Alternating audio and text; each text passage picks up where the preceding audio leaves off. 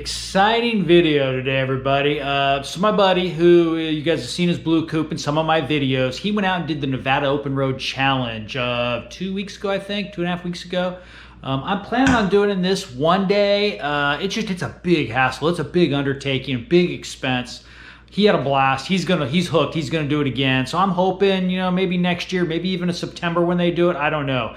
But I'm gonna throw some video up. Yeah, it's not my car. It's not build video, but he basically does 100 plus miles an hour, up to 120 for 120 miles.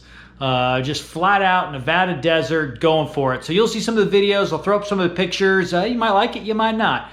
But, as I said, he uses and abuses that car, and it's a pretty cool event. So one day I'll get out there and do it. So enjoy, and hit subscribe. Thanks.